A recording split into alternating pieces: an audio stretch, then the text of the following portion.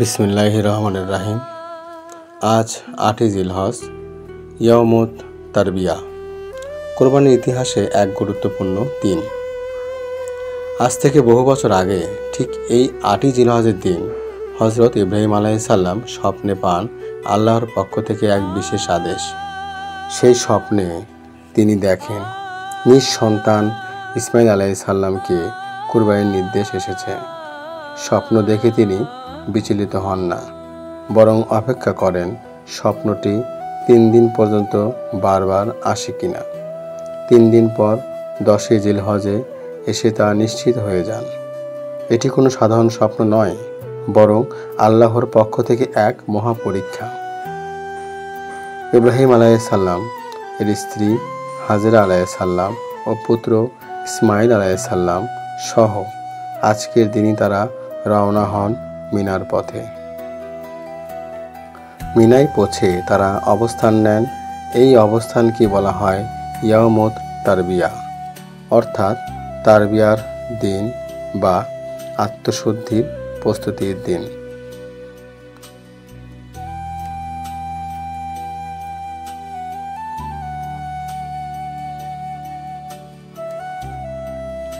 হজরত ইব্রাহিম আলাইহিসসালাম আজকের দিন থেকে শুরু করেন নিজের হৃদয়কে প্রস্তুত করা, সন্তানকে আল্লাহর নামে কুরবানি দেওয়ার জন্য।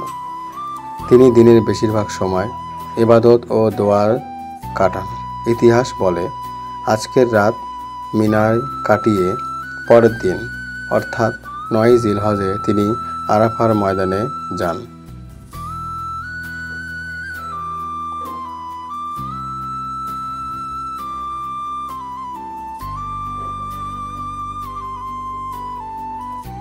আজকের দিনে তাই মুসলিম উম্মার জন্য এক গভীর শিক্ষা, আল্লাহর হুকুমের প্রতি পূর্ণ আনুগত্য, আত্মশুদ্ধির প্রস্তুতি, কুরবানির চেতনা হৃদয়ে ধারণ। এই দিনটিতে হজযাত্রীরা মিনায় অবস্থান নেন এবং আত্মশুদ্ধি, তাওবা ও দোয়ায় মগ্ন থাকেন।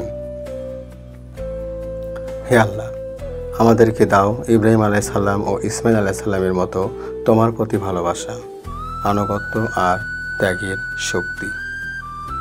সিরি নোট সাবস্ক্রাইব করতে ভুলবেন না।